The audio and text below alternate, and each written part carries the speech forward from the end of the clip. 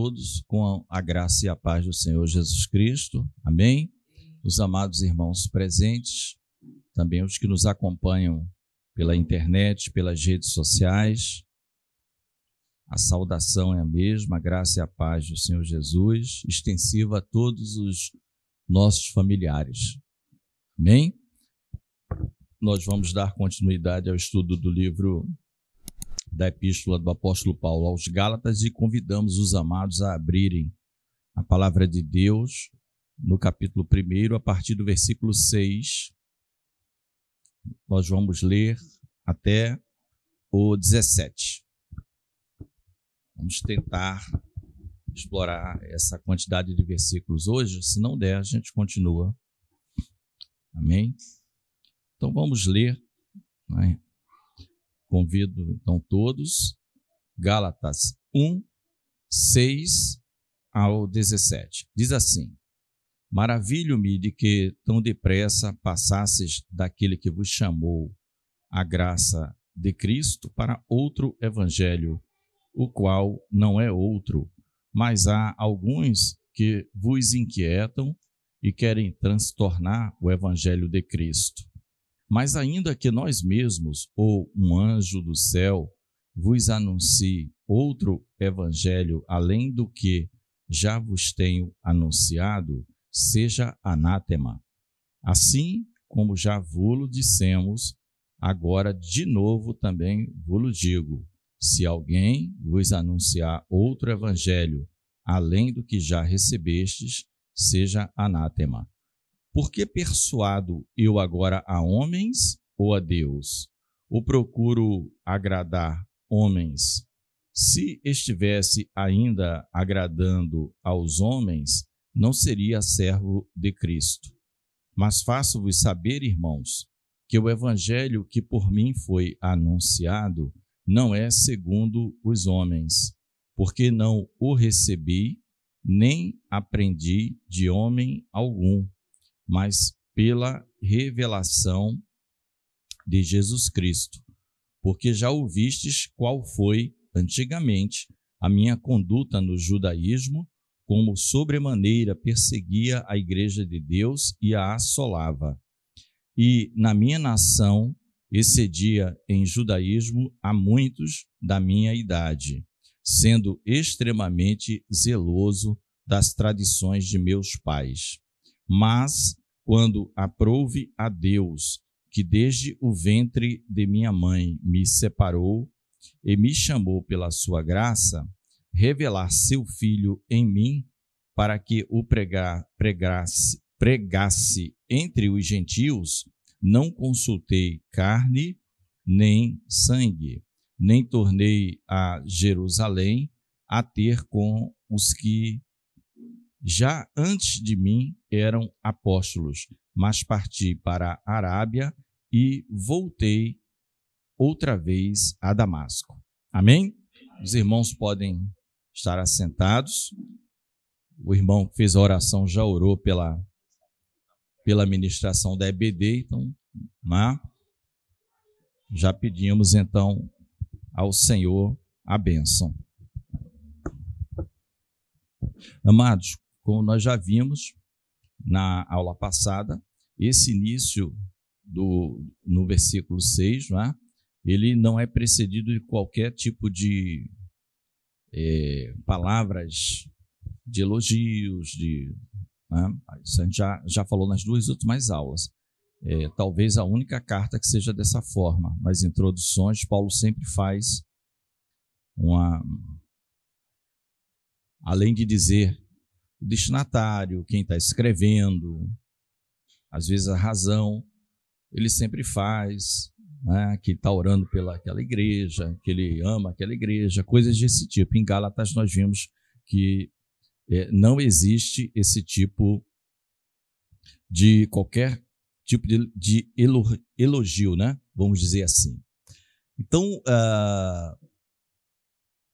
no versículo 6, logo depois dele resumir o evangelho no versículo 4, conforme nós vimos na aula passada, ele vai usar aqui a expressão, e aí vai depender da sua versão bíblica. Em uma delas está maravilho-me, não é? Na outra vai dizer admira-me, não é? Sempre aquela estado de surpresa.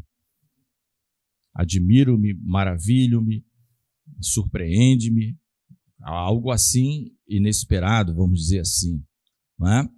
E esses verbos podem ser usados para coisas boas também, mas no caso aqui não era. Era algo assim que Paulo está dizendo, olha, me admira que vocês tão depressa, vocês passaram, aqui eu estou falando com as minhas palavras, daquele que vos chamou a graça de Cristo, né? Vocês foram chamados por Deus para estarem debaixo da aliança no sangue, no corpo do Senhor Jesus, mediante a graça do nosso Senhor Jesus Cristo, para outro evangelho, o qual não é outro. Mas há alguns que vos inquietam, em algumas versões que vos perturbam e querem transtornar o evangelho de Cristo. Tá? Então, aqui o apóstolo, ele está falando ali para aquelas igrejas da Galácia, da maneira como ele fala, para que os ouvintes entendam assim, não, foi algo, então, muito grave, porque Paulo está dizendo que maravilha, me admira, me surpreende, né? E o chamado tão depressa, que existe algumas variantes entre comentaristas sobre essa questão do tão depressa. Se o tão depressa seria um pouco depois de Paulo ter evangelizado as igrejas da Galácia, né, o tão depressa teria a ver com essa distância temporal, ou esse tão depressa seria, ainda que essa carta não seja a primeira, como alguns falam, seja mais tardia, em tão pouco curto espaço de tempo, perturbadores chegaram aí e vocês, né, depois de estarem alguns anos seguindo o evangelho, rapidamente migraram para outro. Né? Então é só um comentário que nós estamos fazendo. Tá? Mas qualquer que seja dos casos, essa questão também do tão depressa chamou a atenção, né, de Paulo. Né? Mas com que rapidez, como a gente sempre fala, vocês descobriram a roda de novo, né? A gente sempre fala isso. Né? Desde que inventaram a roda, tem gente tentando reinventar a roda. Um dos maiores inventos da humanidade, né? A roda, por incrível que pareça.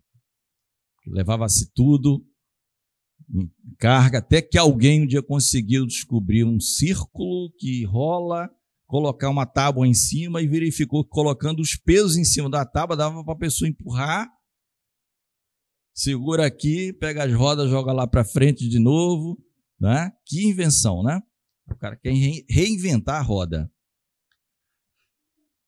Mas ele diz que, na verdade, isso não é outro evangelho. Isso é porque tem um grupo que está perturbando, inquietando vocês e querem transtornar, perverter o evangelho de Cristo. Aqui, amados, vai algumas observações que nós fizemos aqui, as anotações, para passar para os amados irmãos. Tá? Para passar para os amados irmãos. É quanto à palavra outro. Tá? Palavra outro. Vocês... na maioria das Bíblias, as tradicionais, que são, vamos dizer, as três, Almeida, Corrigida, Fiel, Almeida, Revista e Corrigida e Almeida, Revista e Atualizada, essas são as três assim mais, né? Hoje em dia o pessoal está usando também NVI, NVT, Nova Versão Internacional, Nova Versão Transformadora, King James atualizada, tem a 1611, mas tem a atualizada, tá? O que é que nós queremos dizer, e é importante para os irmãos entenderem, mas isso aqui não muda o entendimento. Né? Se nós lermos como está aqui no português, traduzido dessa forma, ele vos chamou que passassem tão depressa da graça de Cristo, desse evangelho maravilhoso da graça de Cristo, para outro evangelho, o qual não é outro. Como está escrito aqui no português, não é? O que é que a gente entende? Que não está errado. É que não existe outro. Não é? Pregaram um outro mas não existe outro evangelho. Não é? Só existe o evangelho do nosso Senhor Jesus Cristo. É bom que se diga, o evangelho não é o evangelho de Paulo.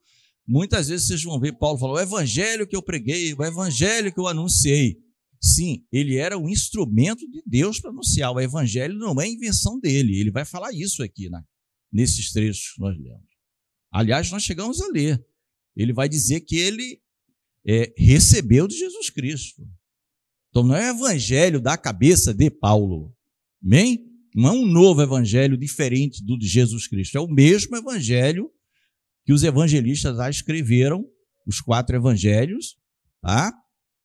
E Paulo recebeu diretamente do Senhor já após a ascensão, né?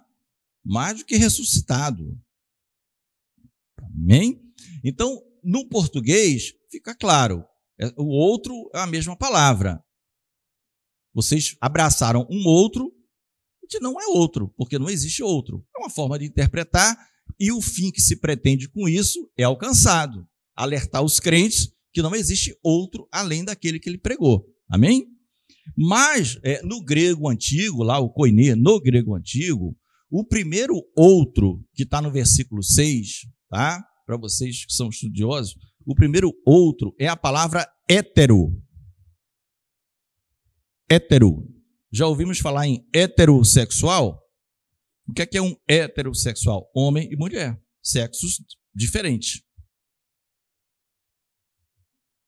Então, no primeiro outro, Paulo está dizendo aqui, ó, para outro evangelho, ele está dizendo que é totalmente diferente mesmo. É como se o evangelho, só para exemplificar, fosse exemplos, tá, amado? Não é isso. Fosse uma mulher. Aí chegou um grupo, começou a perturbar, apresentou um homem. Bom, é totalmente diferente, amado. Hétero. É totalmente diferente. Não pode ser chamado sequer de evangelho. Amém? No outro do versículo 7, não tem um outro também no versículo 7? O qual não é outro. O que é que ele quer dizer? Olha como é bonito lá no grego antigo. Já não é a palavra hétero que ele usa, é a palavra allos. Allos. Por quê? Porque allos era, por exemplo, o evangelho foi uma mulher apresentada. Está aqui. Trouxeram uma outra mulher.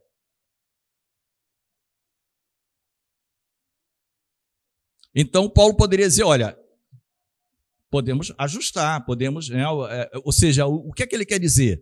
É um evangelho que não está corretamente, mas com pequenos ajustes, não é? É do mesmo tipo, da mesma espécie, o cabelo tem que ser dessa forma, para fazer uma comparação visual apenas. Deu para entender? O outro do 7 é allos, mas o outro do 6 é que é o forte, é o hétero, é completamente deturpado, é outra coisa, é outro bicho. Tá?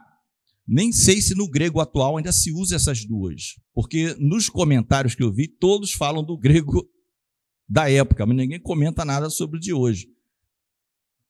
Também não me interessa, porque, né, é o da época para nós que interessa. Então, ficou claro? Qualquer dúvida aí ficou claro. Então, no português é uma palavra só, outro, e que também leva ao mesmo entendimento, o qual não é outro. Só que a gente vai ao mesmo entendimento por outras vias, no sentido não é outro, porque não existe outro. Mas lá no grego era bem mais claro, quando ele falou que o primeiro é hétero, no sentido é diferente, em gênero, número e grau. Isso aí é outra coisa. Isso aí é outra coisa. O qual não é outro. O que ele quer dizer não é nem sequer do mesmo sexo, vamos dizer, do mesmo... O qual poderia sim dizer, olha, assim, o evangelho é por aí mesmo, a gente precisa só ajustar aqui. Fechado? A questão do outro, tá? Então, para os irmãos entenderem como Paulo entendeu isso aqui como completamente diferente, porque nós já entendemos qual eram os passos que eles queriam seguir, os chamados judaizantes. Queria que o homem fosse um prosélito do judaísmo, fizesse todos os rituais judaicos, para depois ser um cristão, como quem diz assim, ó, a salvação é só para os judeus.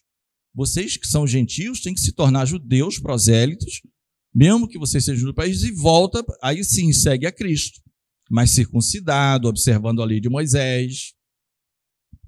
Tá? Então, aquilo ali, falou, não, aí você está eliminando a graça de Deus, amado. Aí você está eliminando a graça de Deus. Isso aí, Paulo, ele fala dessa forma, porque o entendimento é que isso aqui levaria o homem à morte eterna, seguir um evangelho dessa forma. Isso aqui levaria, por isso que ele teve que ser urgente na sua, sem poupar, enfim, sem colocar palavras, vamos dizer, a mais ali de elogios, e teve que ir direto ao problema para atacar, tá? E aí segue-se então alguns comentaristas até falam que o entendimento também desse conjunto, vamos dizer assim, do 6 e do 7, é uma consideração de que essas boas novas, que significa evangelho, da forma como essas pessoas começaram a perverter, ela se transformou em más novas, más notícias, uma péssima notícia. Vocês saíram de uma excelente notícia, novas, para péssimas novas. Conseguiram piorar. O que já era impossível do homem salvar, vocês conseguiram piorar. É mais ou menos também essa a ideia. Amém? Então, a parte seguinte, ele vai falar da questão do anátema, né? Mas fica uma pergunta interessante que eu vi em alguns comentários. Eu falei, eu vou passar para os irmãos, que foi assim, por que alguém perverteria o verdadeiro e único evangelho? Não é?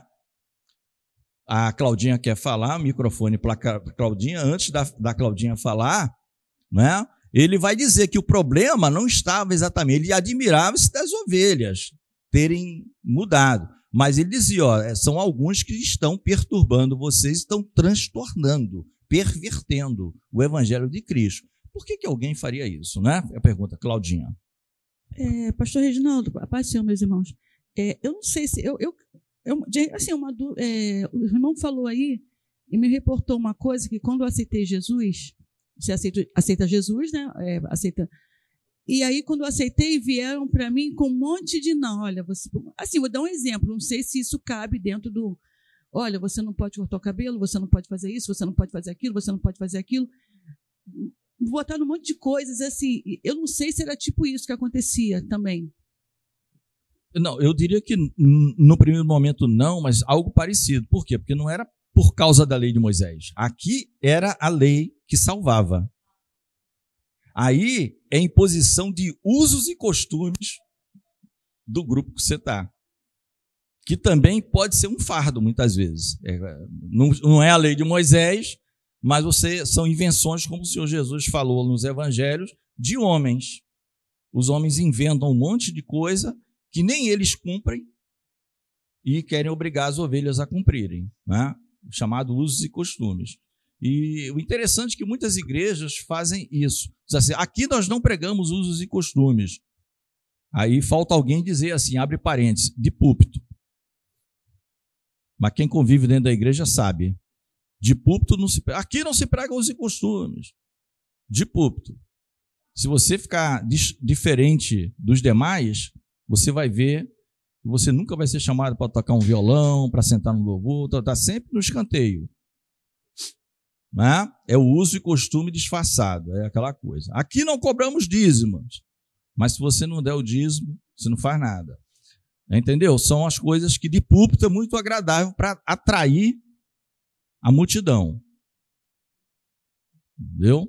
Ninguém fala, a maioria das igrejas que tem doutrinas estranhas, coisas estranhas, não falam isso de púlpito. É só depois que você já está lá dentro, você começa a descobrir um monte de coisa.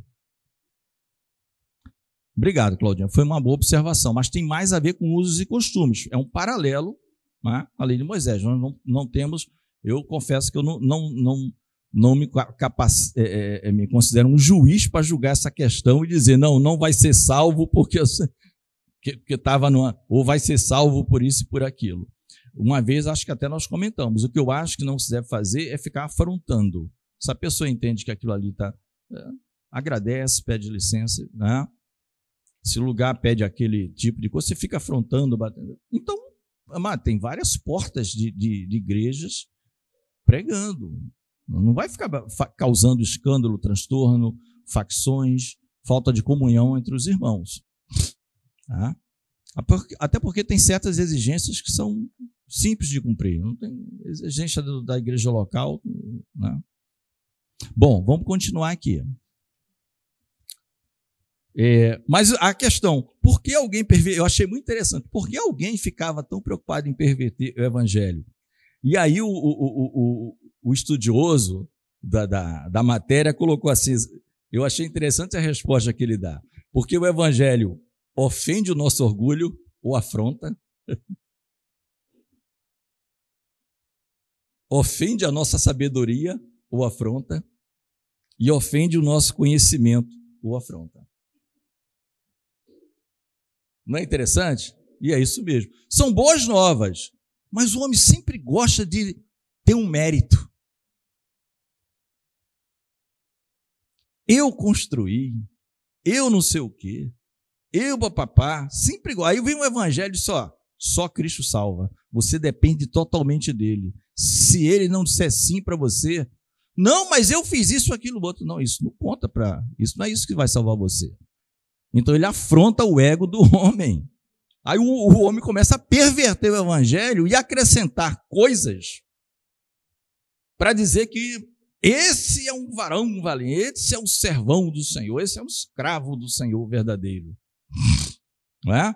Paulo mesmo dizia que ele não foi salvo por trabalho nenhum, ele sempre colocava a graça de Deus.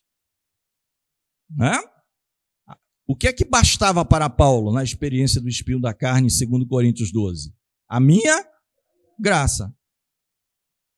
Então Deus vai dizendo, Paulo, só a minha graça te salva. Senhor, e as coisas que eu fiz e que sofri? Não teve esse diálogo. Teve só a minha graça, te basta. Ponto. Então o evangelho fere o ego humano. Porque nós somos uma sociedade acostumada à competição. E Salomão dizia isso lá no Eclesiastes. Tem a parte boa e ruim. As coisas se desenvolvem por causa da competição, mas no final, vaidade de vaidades, tudo é vaidade.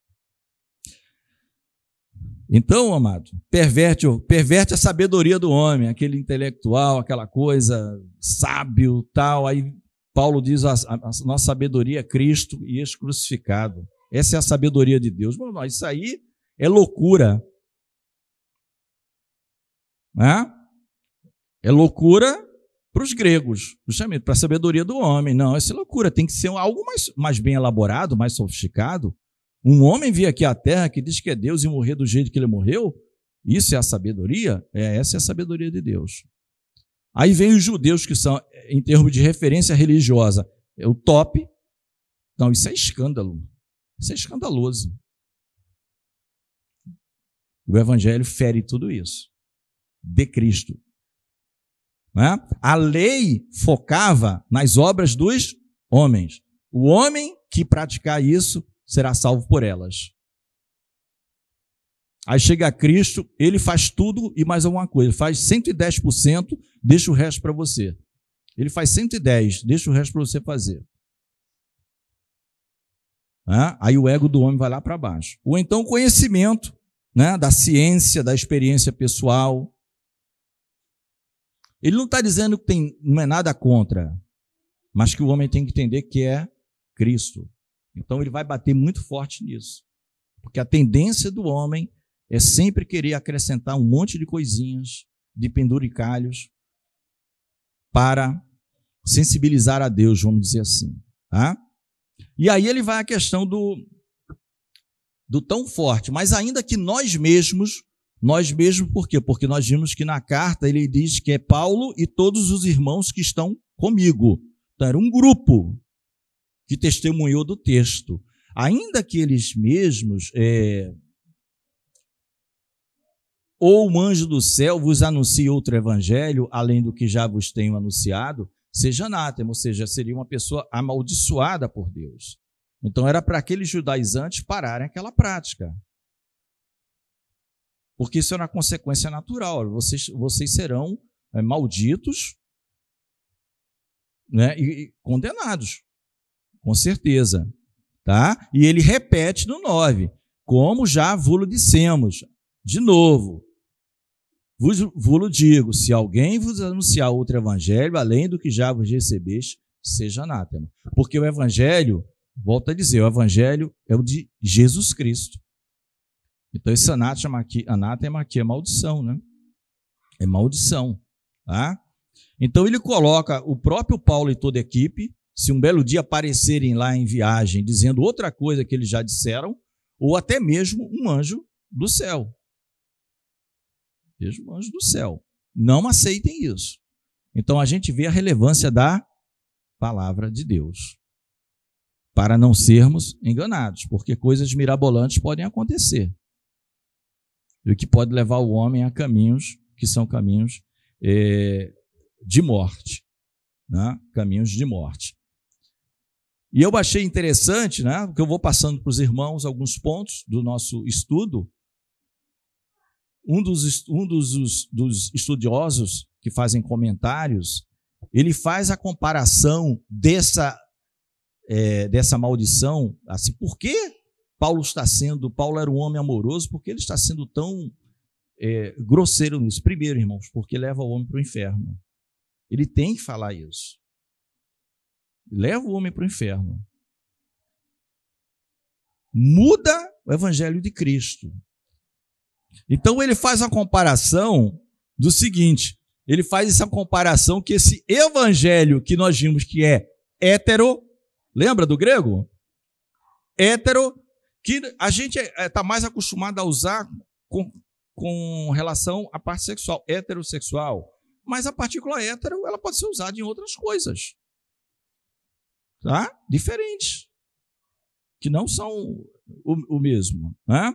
Ele compara um navio, nós não comparamos sempre a igreja como um todo, os salvos no mundo todo, a um navio de resgate, que a boia é jogada, a pessoa está morrendo, né? Quem está morrendo quer se salvar. E aí entra no navio e vai chegar, se continuar no navio, ao porto de destino. Então ele compara esse evangelho que esses judaizantes estavam pregando, ele faz tudo isso. Ele é um navio de resgate, ele joga uma boia, mas o navio afunda antes de chegar no porto de destino e morre todo mundo. Olha a comparação que um dos comentaristas faz. Fala, esses evangelhos diferentes do evangelho de Jesus Cristo é a mesma coisa. A pessoa diz que é para salvação, joga a boia para você, te ajuda, traz para dentro do navio, mas um detalhe, o navio não chega no porto de destino. Antes de chegar, vai a pique e todo mundo que está dentro é um Titanic da vida que não se salva ninguém. Eu achei interessante essa comparação do comentarista. Tá? Então, muito cuidado em tempos de relativização de evangelho que nós estamos vivendo. Né? Então, é dito essa questão. Então, daí, Paulo se manifestar desta forma.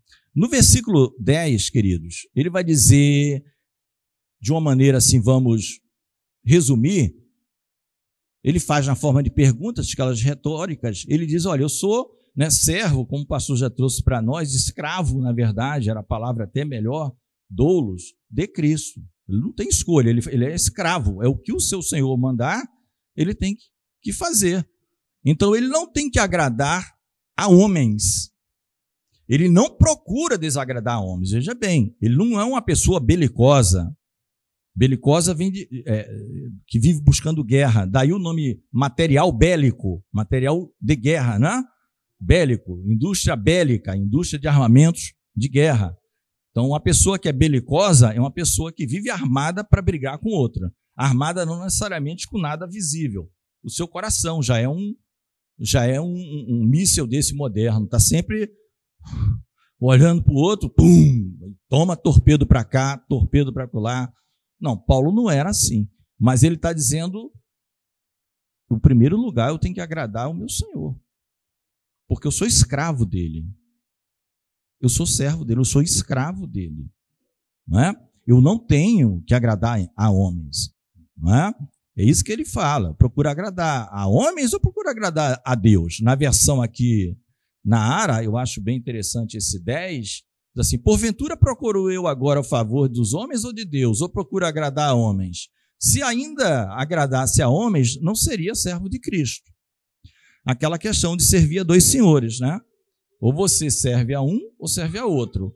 Cristo usou para mamon, mas pode ser usado para qualquer coisa. Aí eu vou pedir com o microfone, qualquer irmão que queira ler, para verificar em 1 Tessalonicenses, pode ler o capítulo 2, do 1 ao 4. O versículo-chave é o 4, mas para ter o entendimento do versículo 4, era bom ler deixa eu ver aqui. Primeiro aos Tessalonicenses, capítulo de número 2, dos versículos 1 ao 4. O chave é o 4. Preste atenção.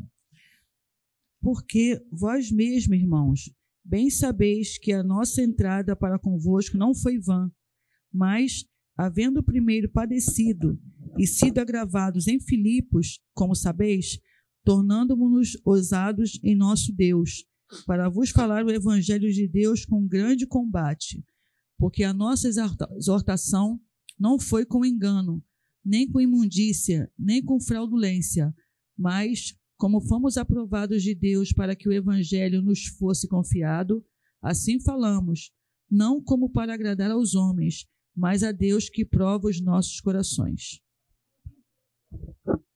Amém?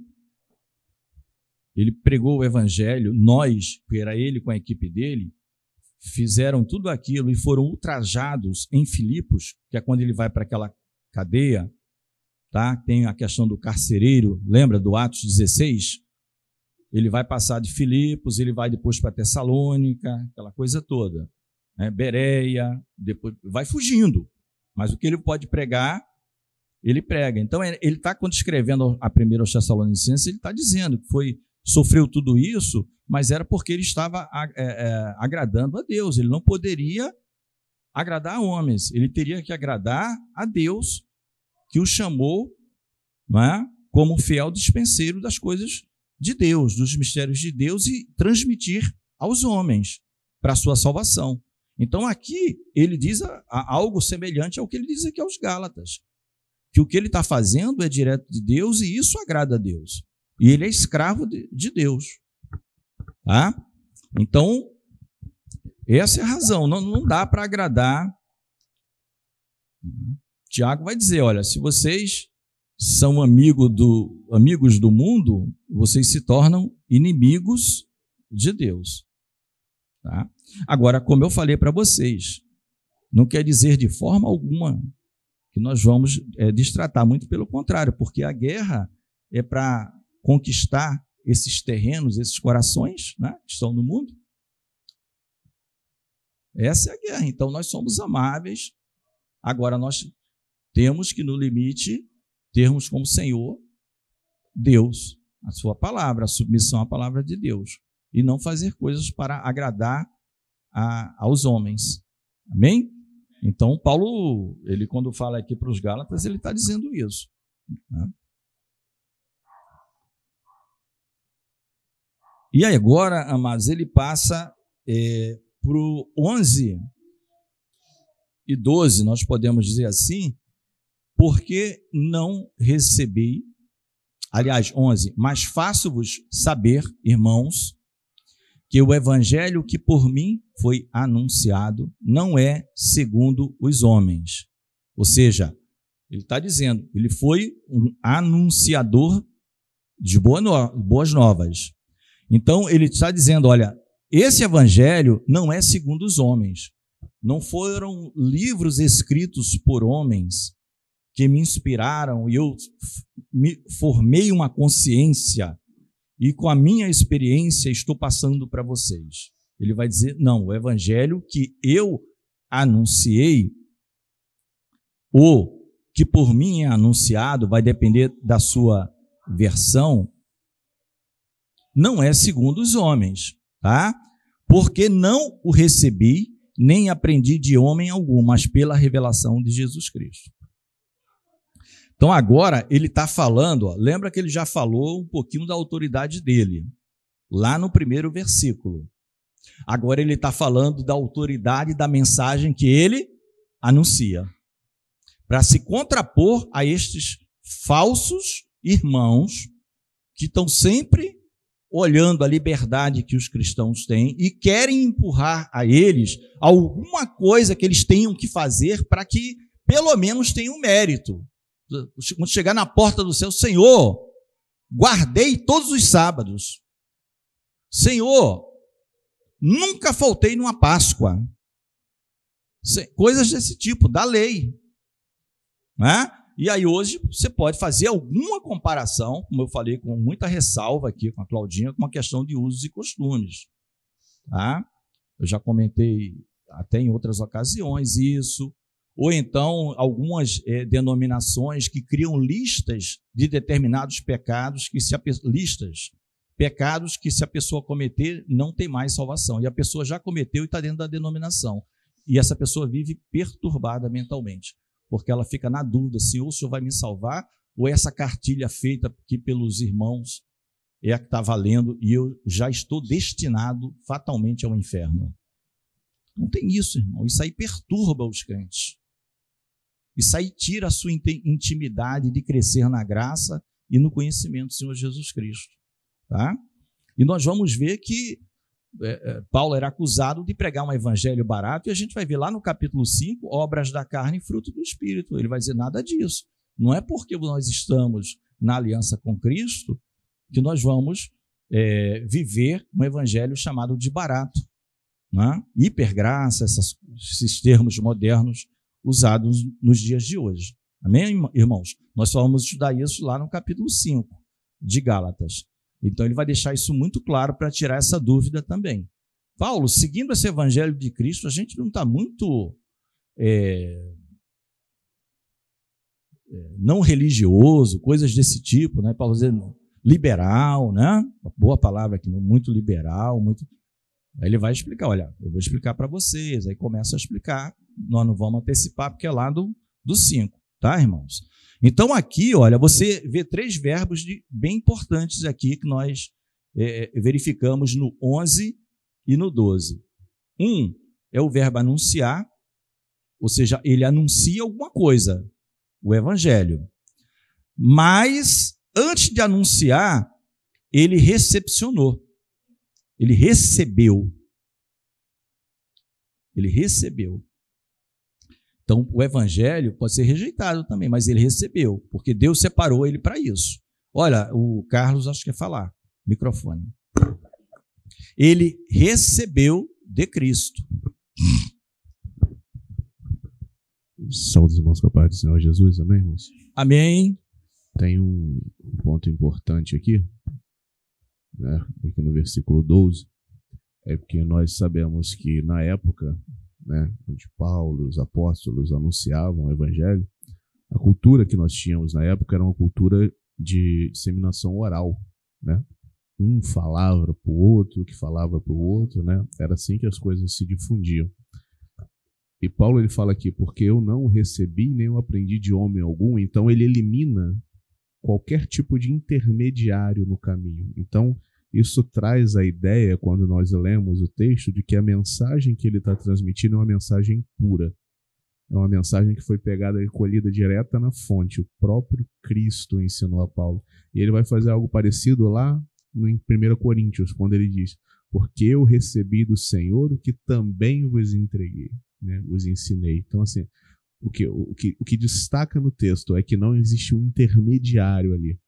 Então pode ser que alguém estivesse chegando aos Gálatas e falando, esse Paulo, ele é isso, ele é aquilo outro, e com certeza não eram os 12.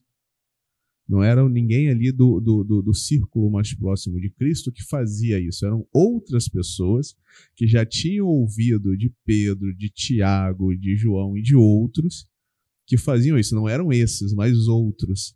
Mas aí Paulo está falando, olha só, esses que estão vindo disseminar isso que é errado no meio de vocês, eles estão tirando conclusões erradas a partir da cabeça deles. Agora, eu não aprendi de homem algum, foi o próprio Cristo que me ensinou.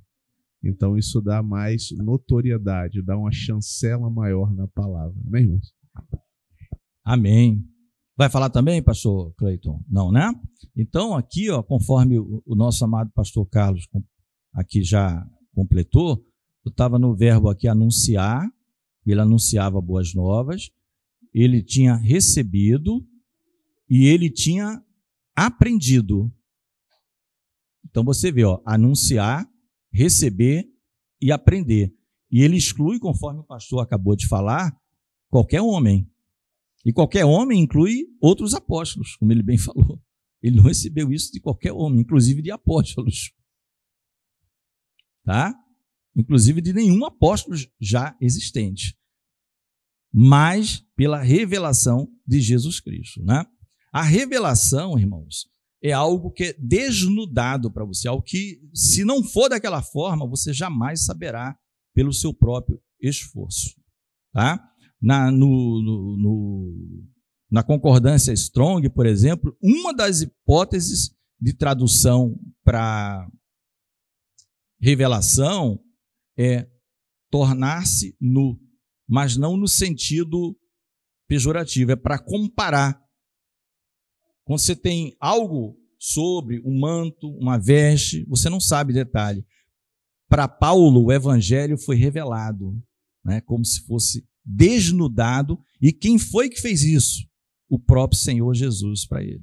Revelação direta de Jesus Cristo para ele. E o irmão citou aquele texto que é citado quase sempre nas ceias. Eu não recebi, né, recebi do Senhor que também, né? Ou seja, não foi ninguém que ensinou acerca do dia que antecede a crucificação. Oh, Jesus foi crucificado assim, a última Páscoa foi assim. O próprio Senhor falou com ele isso. O próprio Senhor Jesus ensinou a ele. Então ele vai usar os verbos que ele anuncia, que ele recebeu e que ele aprendeu.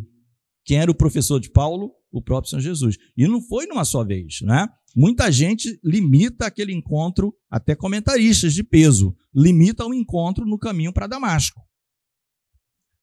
Mas o próprio Paulo fala, em várias ocasiões, que Jesus apareceria a ele outras vezes, em outras ocasiões. Inclusive os períodos que Paulo, antes de começar as viagens missionárias, nós sabemos que ele ficou muito tempo. Muita gente acha, né, que ele teve aquele encontro e depois já saiu pegando um navio. Foi no mínimo 10 anos. No mínimo 10 anos para ele começar a primeira viagem. Desde aquele capítulo 9 de Atos. Quando tem, não é? Aquela luz mais forte do que o sol. Era uma luz mais forte que a luz do sol. Desde aquilo. Não é? Provavelmente o Senhor já falou com ele quando ele estava cego ali, 3 dias sem ver. Até que o Ananias fosse lá, ele já estava em oração. Né? E as coisas vão continuando, né? Então, queridos, um esclarecimento aqui do pastor, né, e o que está escrito, fica bem, exclui, né, Carlos, qualquer intermediação humana. Exclui. Tá? Então, ele está dizendo da legitimidade do evangelho dele.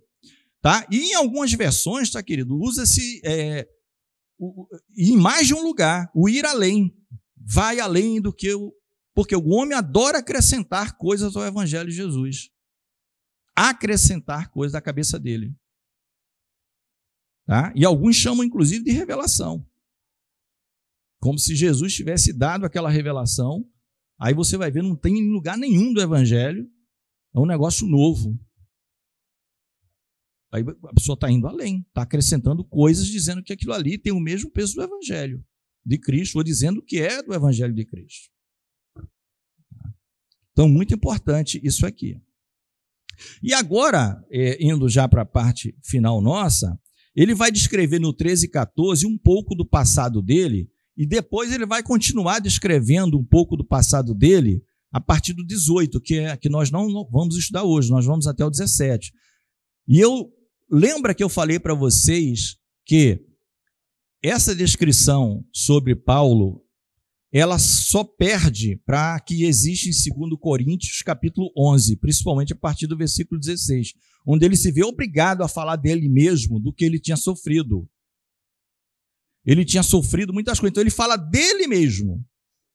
Ele não gosta de falar, mas ele se sentiu obrigado, na segunda carta aos Coríntios, no capítulo 11, todo, mais específico a partir do 16, lá fala mais do que aqui. Depois é aqui em Gálatas, onde ele vai falar mais dele mesmo, mas por uma necessidade, por essas duas questões: a autenticidade do apostolado dele e a autenticidade da mensagem que ele entregava. Precisava disso. Porque senão, irmãos, os falsos vêm com ideias pré-estabelecidas, coisas desse tipo, tá? Então, aqui no 13 e 14, ele vai dizer, olha, porque já ouvistes qual foi antigamente a minha conduta no judaísmo, como sobremaneira persegui a igreja de Deus e a assolava. Aqui é interessante que ele mesmo descrevendo, né? A palavra sobremaneira já é algo assim, não era pouco. Sobremaneira ele perseguia a igreja de Cristo e a assolava. Em algumas versões fala devastava. Uma devastação, é como se fosse um fenômeno da natureza que acabasse com a plantação. E era assim, Paulo. Ele foi honesto aqui. Era assim que ele fazia. E a gente estudou isso em Atos, né, pastor Cleito? Atos, a gente viu como é que Paulo era. Era como um animal feroz, destruindo uma plantação inteira. Não é? E muitos falam que era isso que Paulo levava, que queria esquecer disso e Satanás o atormentava. Olha o que você fez. Você acha que Deus te aceita? Olha lá. O tempo todo lembrando disso. O que é que ele fez? Né? Que quando ele escreve aos Efésios, ele chama a igreja de um mistério. Foi revelado. Ninguém sabia o que era igreja. O que é igreja? Um mistério que foi revelado a ele. Aí ele vai lembrar, foi isso que eu persegui a noiva desse jeito. Eu deve ter ficado alguns dias sem dormir, meses, noite, nem dormia. Né? E Deus me escolheu para... Mas vamos lá, amados, aproveitar o tempo que a gente tem. E na minha nação excedia em judaísmo a muitos da minha idade, sendo extremamente zeloso. É outra coisa que ele gosta de fazer, né? Assim, ele está dando esses superlativos, porque a pessoa zelosa já é a pessoa que faz as coisas bem feitas. Fulano faz as coisas bem feitas. Fulano é zeloso. Pô, já faz... Agora ele era extremamente zeloso. Não ficava uma partícula de poeira na limpeza que Paulo fazia. Paulo, limpar a cadeira ali. Pode ir de lupa, não tem uma. Medalha, voto, tal. Eu sou, né? Então ele diz o passado dele, que era para onde estavam querendo levar os cristãos, né? Mas o 15 e 16, amados, quando aprouve a Deus, aí lembra do aprouve? Que nós já estudamos bastante sobre essa palavra. Quando foi da vontade de Deus, quando Deus quis, ponto, quando Deus quis, que desde o ventre da minha mãe me separou e me chamou pela sua graça, revelar seu Filho em mim, para que eu pregasse entre os gentios, eu não consultei carne nem sangue. Em algumas versões eu não consultei homem nenhum. Eu não consultei nenhum homem. Vem cá, eu tive uma experiência assim. O que é que eu faço agora? Não, ele entendeu claramente. O Senhor Jesus se revelou. Né? Quem é, Senhor? Eu sou Jesus, a quem tu persegues. Nem tornei a Jerusalém a ter com os que já eram antes de mim. Mais uma vez, batendo ali certinho com o que o pastor Carlos falou. Ele não foi lá ter em Jerusalém, eu vou conversar com o tal de Pedro, de Tiago, para saber. Não. O Senhor começou a revelar as coisas a ele direto, apareceu para ele, ressurreto, né? Já assunto aos céus, a ter com os que já eram apóstolos, mas parti para a Arábia e voltei outra vez para Damasco. Aí nos próximos encontros, vocês vão ver que do 18 em diante ele vai fazer uma grande explanação sobre por onde ele andou, com quem ele teve, essas coisas todas, tá? Mas aqui, só para a gente terminar, falta aqui 5 minutinhos para as 10 horas, essa questão do aprove, eu sempre gosto de relembrar essa maneira soberana de Deus. Deus separou Paulo aqui para ele ser salvo? Não, você já é salvo? Não. Ele separou para o apostolado. Você tem uma missão a cumprir. Tá? Ele já tinha feito isso desde o ventre da mãe. Paulo não sabia. Aí a gente pode perguntar, Senhor, por que o Senhor fez depois que Paulo assolou, devastou e humilhou a igreja? Aqui está. Quando aprove a Deus, quando ele quis, e ele não dá satisfação. Ponto. Simples assim. Será que Deus errou e eu sei mais? Deus, o Senhor podia ter chamado Paulo antes, logo depois que Estevão morresse, o Senhor chamava ele. Aí não ia ter aquela perseguição, Senhor. Quando aprove a Deus. Aí eu vou pedir o microfone, podemos ficar de pé, amados, o microfone para a gente terminar, né? Um irmão vai ler, por gentileza, Mateus 11, 25 e 26. E o outro abre a Bíblia para adiantar. Um vai ler Mateus 11, 25 e 26. E o outro vai abrir em Marcos 3, 13 no primeiro momento. Aí a gente vai terminar. Só para saber sobre essa questão da vontade de Deus, da soberania de Deus. Não é? Porque pergunto, por que Deus permitiu primeiro que a igreja... Primeiro, eu já tenho assim uma resposta, a própria Bíblia dá. O Senhor não disse, ir e pregar o evangelho a toda criatura, né? Samaria, começa em Jerusalém, vai para Samaria até os confins da terra. Todo mundo ficou parado. Aí Deus, perseguição. Aí foi todo mundo para Samaria, para tudo que é lugar. Método de Deus. Né? Primeiro, Mateus 11, 25 e 26. Porque aquele tempo Jesus exclamou: graças te dou, ó Pai, Senhor do céu e da terra, porque consideraste estas coisas dos sábios e porque escondeste essas coisas dos sábios e instruídos, e as revelaste aos pequeninos. Sim, ó Pai, porque assim foi do teu agrado. Amém? Os mistérios do reino, as coisas. O que é que Jesus está dizendo? Ele escondeu dos sábios e instruído, e revelou aos pequeninos, aos humildes. Aí Jesus, como homem, diz: eu vou explicar a vocês porque foi assim. Porque assim foi do agrado de Deus. Ponto. Não pergunte mais nada. Porque assim foi do agrado de Deus. Jesus como homem. Hein? Marcos 3,13 e Lucas 6, 12 e 13. Quem lê Marcos 3,13, lê também o Lucas 6, 12 e 13. Que é a eleição dos 12. E você não vai ver na Bíblia, amados, ninguém questionando não essas coisas. Marcos 3,13. 3,13 primeiro, aí depois vai para Lucas 6, 12 e 13. Depois Jesus subiu o monte e chamou os que ele quis, e vieram para junto dele.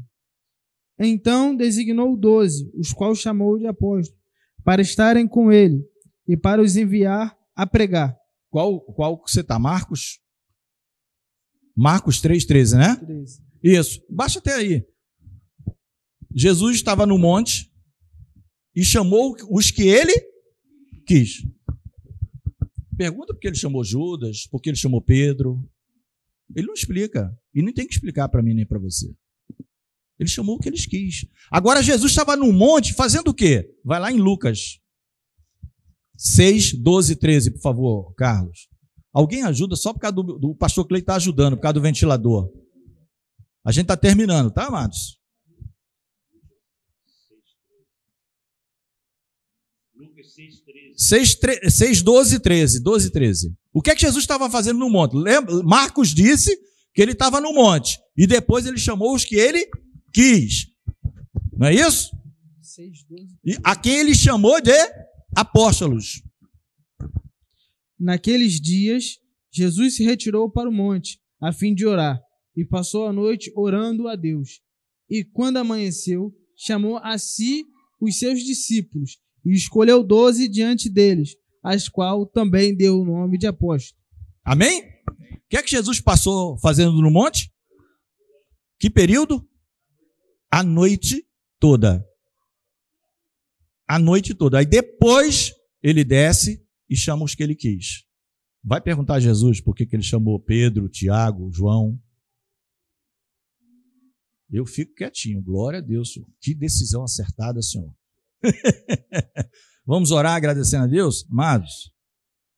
Amados, isso aqui, por que isso está acontecendo?